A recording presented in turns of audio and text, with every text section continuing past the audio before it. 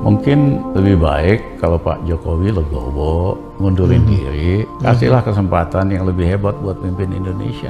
Kasihan rakyat kita, ya kasihan juga Mas Jokowi, cuman buat jadi bahan ledekan aja lama-lama. Itu juga menghindari konsekuensinya, karena kalau nanti rakyat marah, ingat di Korea kan, 3 presiden masuk penjara semua.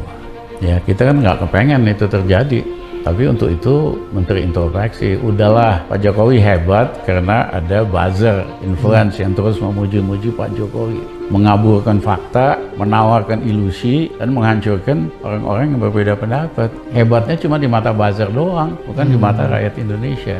Jadi saya mohon maaf, sebaiknya Mas Jokowi ngundurin diri lah. Terima kasih.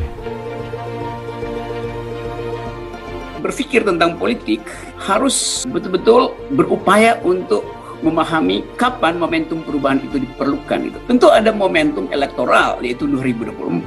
Tapi bagaimana kalau seluruh fakta sosiologi saya taruh di atas meja hari ini dan kita temukan rumusnya tidak mungkin dipecahkan di 2024. Rumus itu akan berlaku sebelum 2024 misalnya. Membayangkan satu perubahan yang beradab di 2024 itu agak mustahil. Kalau kita lihat kondisi kita hari ini, utang 10.000 triliun sebentar lagi tercapai. Divided nation sudah berlangsung, pembelahan sosial, korupsi makin brutal, tax ratio 8%. Jadi apa yang bisa diandalkan untuk memberi keyakinan bahwa rejim ini bisa selamat sampai 2024? Saya nggak lihat analisisnya di situ tuh. Nah, dalam rangka itu, saya mau ajukan satu proposal bahwa kita mulai memikirkan apa yang mesti kita lakukan bila perubahan politik tidak terjadi di 2024, tetapi sebelumnya. Apa yang mesti kita siapkan supaya seluruh kecemasan politik yang menganggap bahwa perubahan yang ekstra parlementer itu akan berbahaya. Dan kalau hidup kita secara politik matang, kita bisa atur perubahan itu tanpa ada konflik yang membahayakan itu.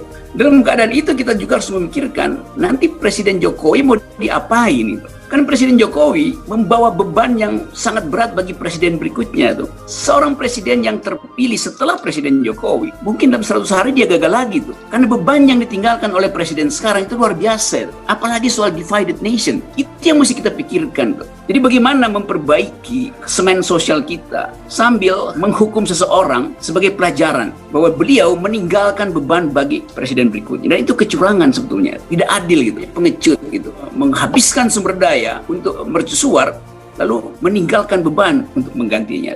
Itu yang saya kasih kritik setiap hari.